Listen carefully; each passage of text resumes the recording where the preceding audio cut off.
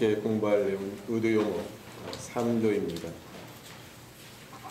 이 의도는 보통 염화미소로 간단히 표현됩니다.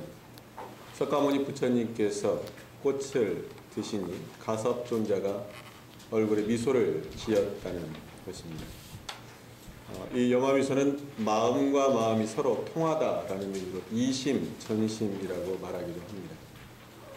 석가모니 부처님의 마음과 가섭의 마음이 하나로 통했다는 거죠.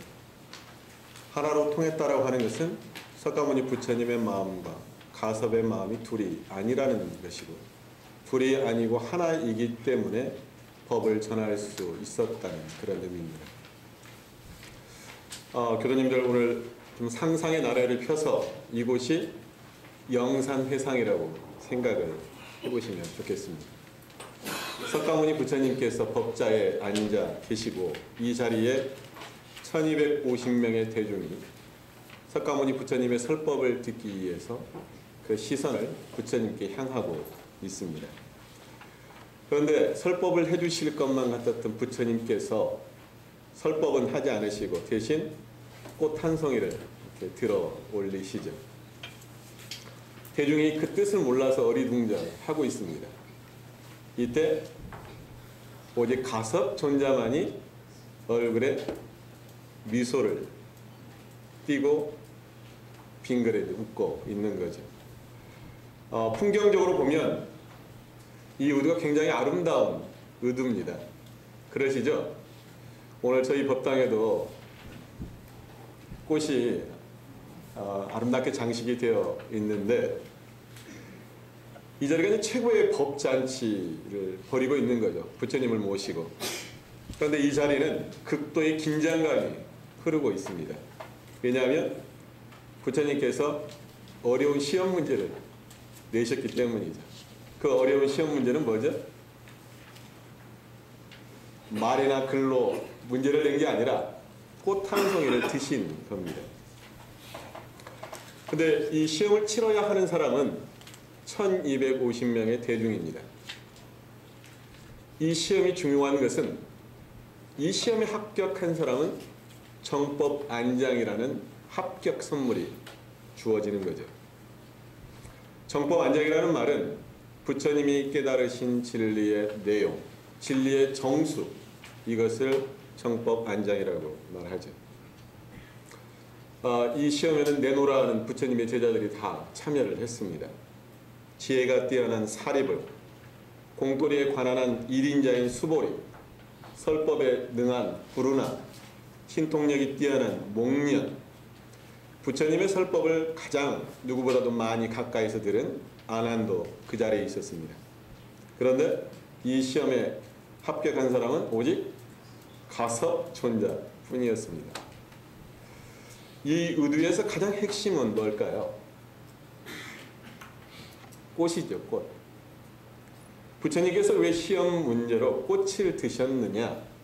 저 꽃의 의미가 뭐냐는 겁니다. 저 꽃의 의미가 뭘까요? 그리고 저 꽃과 정법 안장은 어떤 관련이 있을까입니다. 첫째, 꽃의 의미는 부처님의 설법을 상징적으로 표현한 것이라 볼 수 있습니다. 부처님께서 실제로 꽃을 들어서 제자들에게 선문답을 했을 수도 있습니다. 그렇지만 꽃을 들었다라고 하는 것은 설법을 하셨다라고 하는 것을 꽃을 들었다라고 하는 상징으로 표현했을 수 있다는 이야기죠. 그리고 가섭이 얼굴에 미소를 지었다라고 하는 것은 다른 대중들은 그 뜻을 알지 못하는데, 설법의 뜻을 알지 못하는데 오직 가섭만이 그 설법의 뜻, 그 내용을 알아들었다, 그렇게 이야기할 수 있다는 얘기죠. 사실 이 내용은 부처님 당대 때 경전에는 쓰여져 있지 않고 중국 선종에서 선종의 정통성을 확보하기 위해서 만들어낸 이야기라고 하는 이야기가 있습니다. 둘째, 꽃은 진리의 상징입니다. 부처님께서 설법 대신 꽃 한 송이를 드셨죠. 그러시면서 이 꽃이 진리이고 내가 설하고자 하는 법이다 이런 의미로 말씀하십니다. 꽃이 그냥 꽃이지 무슨 진리인가 이런 의문을 가지실 수 있는데, 자, 진리의 상징으로 꽃을 드셨다 이 말씀은 대종사님께서는 진리의 상징으로 어떻게 하시죠? 이론상을 그리시죠. 어떤 말인가 이해되시나요? 저 이론이 참 이론은 아니고 참 이론을 알리기 위한 손가락과 같은 거죠. 꽃이 진리를 상징하는 그 의미로 꽃을 드셨다, 그런 의미로 생각할 수가 있습니다. 따라서 이 꽃 한 송이는 단순한 꽃이 아니라 진리를 상징적으로 표현하고 있다라고 볼 수 있는 거죠. 그러면 우리가 왜 꽃 한 송이가 진리인가 이러한 의문을 갖게 되는 거죠. 간단히 말씀드리면 꽃 한 송이에 뭐가 있어요? 꽃 한 송이가 바로 진리인 거죠. 진공묘유의 진리가 바로 꽃 한 송이에 표현이 되어 있는 거죠. 그래서 꽃 한 송이를 보면 바로 진공묘유를 우리가 떠올릴 수 있어야 된다는 얘기입니다. 우리 원불교식으로 얘기하면 일원상 진리의 생생약동한 그 진리가 꽃 한 송이에 다 갈마져 있는 거죠. 이렇게 보면 부처님께서 꽃 한 송이를 드셨지만 꼭 꽃 한 송이일 필요는 없습니다. 그 어느 것을 드셨다 하더라도 그것은 마찬가지죠. 거기에 뭐가 있어요? 진공묘유의 진리, 일원상의 진리가 거기에는 있기 때문입니다. 그런데 그 자리에서 가장 적합한 것이 뭐였느냐? 대종사님께서 가장 적합한 표시로 일원상을 그리셨듯이 부처님께서는 꽃 한 송이를 드셨다는 얘기죠. 말이나 글의 표현을 빌리지 않고 진리를 설명하셨다는 이야기입니다. 달리 말하면 그 꽃 한 송이는 부처님의 마음입니다. 다음은 가섭존자의 미소에 대해서 말씀을 좀 드리겠습니다. 부처님께서 꽃 한 송이를 드셨는데 가섭존자가 화답한 것은 뭐죠? 말로 대답한 게 아니라 살짝 미소를 지으시죠.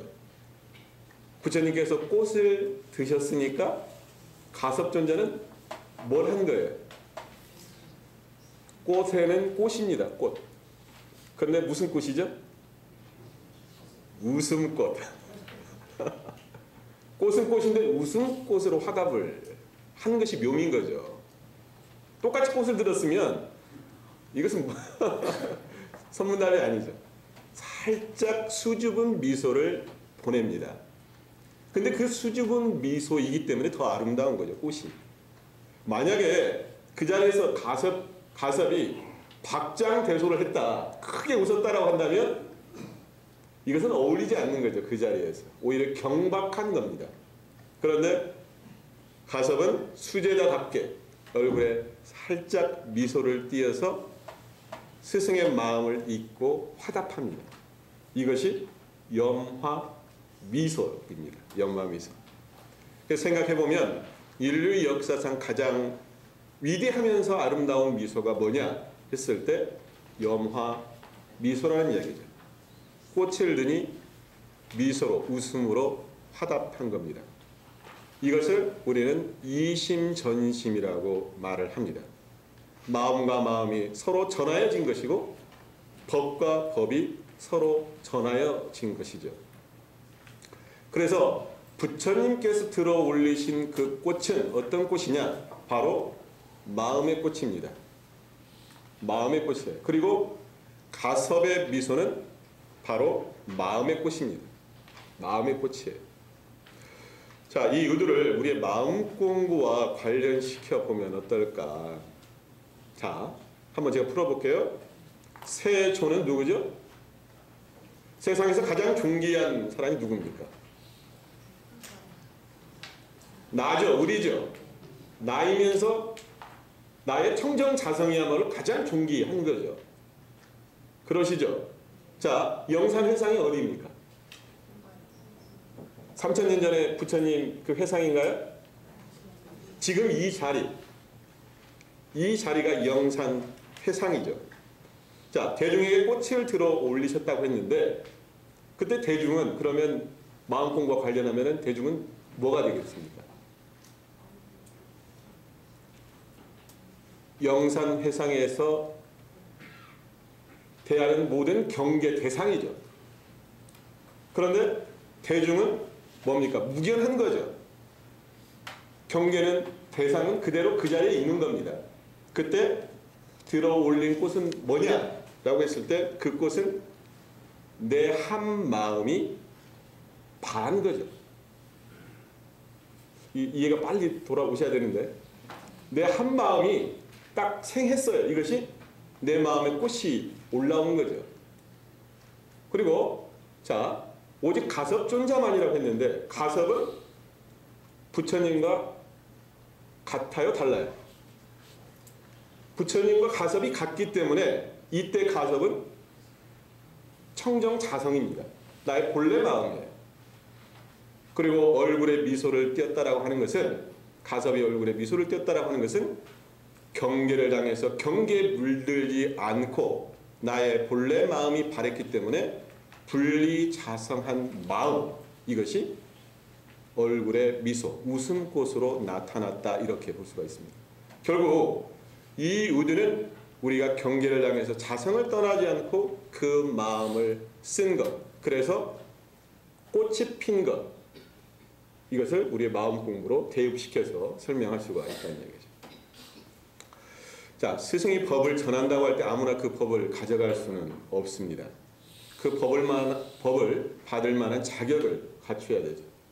그렇다면 수제자인 가섭은 어떤 자격, 어떤 능력을 갖췄기에 법을 받을 수 있었을까입니다. 가섭존자는 금욕 수행자였습니다. 가섭을 두타제일이라고 이렇게 이야기를 하는데, 두타라는 말은 번뇌 티끌을 없애고 의식주에 탐착하지 않고 청정하게 불도를 수행하는 것, 이것을 두타행이라고 합니다. 이 두타행의 가장 뛰어난 제자가 누구였냐면 가섭이었다는 얘기죠. 원래 가섭존자는 큰 부잣집 아들로 태어납니다. 그래서 일찍 결혼을 하게 되는데 12살 때에 부모님을 잃게 됩니다. 그러면서 세속적인 욕망과 허무함, 이것을 깨닫고 혼자만 출가하는 게 아니라 아내와 같이 출가를 합니다. 그래서 부처님을 만나고 난 뒤에 이 가섭존자는 8일 만에 바른 지혜의 경지를 깨닫게 되는 거죠. 저는 이 부처님과 가섭이라는 스승과 제자 사이를 보면서 대종사님과 정산종사님의 관계를 생각하게 되었습니다. 부처님과 가섭이 한 마음이었듯이 대종사님과 정산종사님은 어떠셨어요? 한 마음이셨죠. 부처님께서는 가섭을 가까이 두지 않으셨습니다. 대종사님께서도 정산종사님을 수제자임에도 불구하고 처음부터 끝까지 계속 같이 곁에 두시지는 않으셨어요. 변산에 들어가실 때는 먼저 월명함에 보내시고 당신이 직접 당신이 시봉을 맡기질 않으세요. 항명스님의 시자로 보내시거든요. 그리고 나서 나중에 만덕산을 먼저 또 보내세요. 그리고 대종사님께서 총부를 정하시고 총부에서 활동하실 때는 정산종사님을 어디에 보내시냐면 영산 쪽에 지부장으로 두십니다. 그러니까 대종사님과 정산종사님께서는 몸은 비록 멀리 떨어져 있었던 거죠. 그러나 마음만은 두 분이 하나가 되셨기 때문에 굳이 가까이 있을 필요가 없었던 걸로 볼 수가 있는 겁니다. 그래서 대종사님께서 신성품 18장에 이런 말씀을 하십니다. 내가 송규 형제를 만난 후 그들로 인하여 크게 걱정하여 본 일이 없었고 무슨 일이나 내가 시켜서 아니한 일과 2번 시켜본 일이 없었노라. 그러므로 이 부분이 중요하죠. 대종사님이 이런 말씀을 하셨다는 얘기예요. 나의 마음이 그들의 마음이 되고 그들의 마음이 곧 나의 마음이 되었나니라. 나의 마음이 그들의 마음이 되고 그들의 마음이 곧 나의 마음이 되었다. 이심전심했다는 이야기죠. 마음이 하나로 통했다는 이야기죠. 그래서 이 화두의 핵심은 이심전심으로 정리할 수 있을 것 같습니다. 쉽게 말하면 마음과 마음이 서로 통했다라고 하는 거죠. 어쩌면 통했다라고 하는 차원을 뛰어넘어서 한 마음이었다. 두 마음이 아니라 한 마음이었다. 자, 그러면 이제 이심전심, 마음과 마음이 통하는 실천적인 면 몇 가지를 살펴보겠습니다. 우리가 이제 공부하는 데 있어서 어떻게 실천할 것인가. 첫 번째는 꽃을 들어라입니다. 꽃을 들어라. 요즘 가족 간에, 친구 간에, 또는 동료 간에, 세대 간에, 계층 간에 소통이 안 되고 불통의 시대가 되어가고 있습니다. 이렇게 막혀있는 상황에서 마음이 서로 통하기 위해서는 먼저 내가 꽃을 들어야 한다는 이야기죠. 의미가 오시나요? 내가 먼저 꽃을 들어야 된다. 매를 드는 게 아니라 아름다운 꽃을 드는 거죠. 꽃을 든다라고 하는 것은 내가 손을 내미는 것이고, 꽃을 든다라고 하는 것은 나의 관심의 표현이죠. 내가 꽃을 들었을 때 상대방을 움직일 수 있다는 얘기죠. 이 의도를 생각하면 먼저 내가 꽃을 들었을 때 상대방이 미소로 화답할 수 있다는 것입니다. 이 전제는 뭐냐? 내가 꽃을 들어야 한다는 얘기죠. 꽃을 드는데 싫어할 사람이 누가 있겠느냐는 이야기입니다. 그래서 우리는 미소라는 화답을 받기 위해서는 먼저 꽃을 들어야 한다. 그 꽃은 선물일 수도 있고, 칭찬일 수도 있고, 또 기도일 수도 있고, 그 사람에 대한 따뜻한 배려일 수도 있습니다. 내 마음이 먼저 다가서야 합니다. 내가 꽃을 들어야 한다는 얘기죠. 꽃 중에서도 어떤 꽃? 가장 아름다운 꽃을 들어야 합니다. 왜냐? 부처님께서 우리들에게 먼저 꽃을 드셨기 때문입니다. 부처님께서 먼저 꽃을 드셨잖아요. 대중에게. 자, 두 번째는 마음을 읽어라. 사람의 마음을 읽는다라고 하는 것이 참 어려운 것 같습니다. 우리가 타심통이라도 해가지고 다른 사람의 마음을 읽을 수 있다면 하는 그런 생각을 저도 자주 해보는데, 어떤 때는 그래요. 상대방이 저 사람이 도대체 무슨 생각을 하고 있는 걸까 도무지 감을 못 잡을 때가 많습니다. 왜 저 사람이 화를 내고 있고 왜 저 사람이 말하지 않고 있는지 답답해서 미쳐버릴 그런 상황이 많아요. 미쳐버릴 것 같은 상황이 많아요. 저희 둘째 아이가 이제 중학교 올라가는데요. 저희 아이 성격이 굉장히 내성적이에요. 말수가 적습니다. 말이 없어요. 자기 생각을 남에게, 특히 대중 앞에서 표현하는 것이 굉장히 서툴러요. 근데 이제 큰애는 말이 굉장히 많거든요. 말이 너무 많아서 탈일 정도로 많은데, 근데 제가 그 작은 아이를 보면서 그런 생각이 든단 말이에요. 어떤 때는 도대체 저 속에 뭐가 들었는지, 도대체 지금 저 애가 어떤 생각을 하고 있는지 생각을 못할 정도로 말이 없어요. 표정으로 해야지 겨우 짐작을 하죠. 얘가 기분이 좋다, 나쁘다, 그저 그렇다.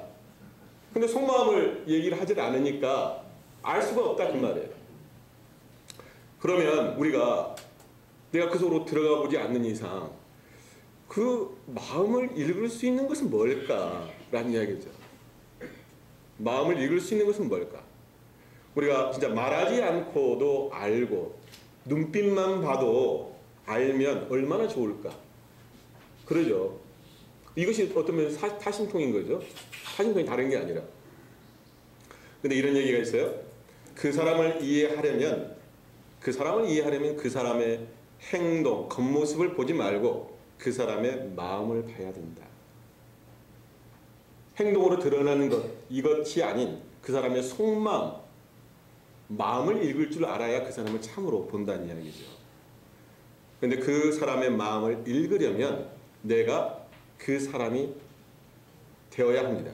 그 사람이 되기 위해서는 뭐냐면 내가 나를 놓아야 하는 거죠. 내가 주장이 돼서는 절대 상대방과 하나가 될 수가 없습니다. 하나가 되지 않고서는 그 사람을 알 수가 없다는 얘기죠. 읽을 수가 없다는 얘기죠.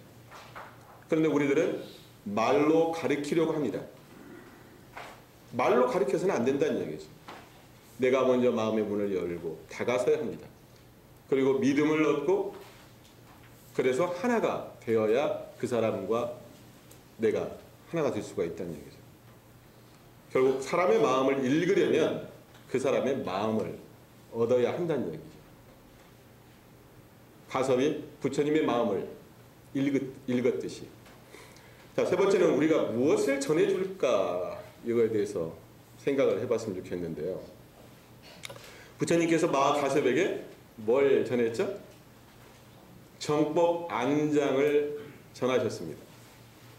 대종사님께서도 우리들에게 정법 안장을 전해주셨는데 교도님들이 생각하는 대종사님 정법 안장은 뭡니까? 네, 저도 그렇게 생각합니다. 대종사님께서 전해주신 정법 안장은 저 일원상이죠. 일원상. 그러면서 저 정법 안장을 저희들에게 주면서 이런 말씀을 해주십니다. 신성품에 나온 말씀인데 신성품 17장을 보면 아무리 지식과 문장이 출중하고 또는 한때 특행으로 여러 사람의 신망이 높아진다 하더라도 그것만으로는 이 회상의 총통을 잊지 못하는 것이요 오직 이공보이 사업에 죽어도 변하지 않을 신성으로 혈심 노력한 사람이라야 되나니라. 죽어도 변하지 않을 신성으로 혈심 노력한 사람이라야 그 총통을 이어받는 것이고 그러한 신성이라야 저 일원상이라고 하는 정법 안정을 물려받을 수 있다라는 말씀이죠. 생각해보면 나는 나의 자손들에게 무엇을 물려줄 것인가? 가장 소중한 유산은 무엇인가? 라는 것입니다. 교도님들은 무엇을 물려주시겠습니까? 가장 소중한 유산이 뭐라고 생각하시나요? 저는 신앙의 유산이라고 생각합니다. 신앙의 유산. 나에게는 정법 안장, 불생불멸과 인과보응의 진리에 대한 확실한 믿음, 내가 신앙하고 수행했던 이 원불교라고 하는 유산을 우리들의 자손과 후배들에게 물려주는 것이야말로 가장 위대한 유산이 아닐까 이런 생각을 해봤습니다. 제 설교를 마무리를 하겠습니다. 영산 회상에 꽃이 세 송이가 피었습니다. 부처님께서 올리신 꽃이 첫 번째 꽃이고 가섭의 얼굴에 핀 미소, 웃음꽃이 두 번째 꽃입니다. 세 번째 꽃은 부처님과 가섭이 이심전심으로 피어난 법화, 법의 꽃, 이것이 세 번째 꽃입니다. 이 아름다운 세 송이의 꽃이 피어서 그 향기가 온 세상에 가득합니다. 그런데 이 세 송이의 꽃은 결국 하나의 꽃입니다. 하나의 꽃이에요. 부처님과 가섭은 둘이 아닌 한 분입니다. 두 마음이 아닌 한 마음입니다. 그래서 참다운 법은 마음에서 마음으로 전하여지는 것이고 참다운 공부는 말과 글에 잊지 않고 마음으로 증득하는 겁니다. 그리고 몸으로 실행하는 것이 참다운 공부입니다. 우리가 다른 사람의 마음을 얻으려거든 먼저 내가 꽃을 들어야 합니다. 내가 먼저 꽃을 들어야 됩니다. 누군가의 마음을 읽으려거든 먼저 나를 내려놓으면 됩니다. 그리고 내가 무엇을 전할 것인가? 부처님의 법, 부처님께서 들어보이셨던 그 꽃을 전하시면 됩니다. 그래서 수많은 사람들이 그 꽃을 들고 그 꽃을 전했을 때 우리가 사는 이 세상이 불국토가 되고 광대무량한 낙원이 될 것입니다. 저의 설교를 마치겠습니다. 감사합니다.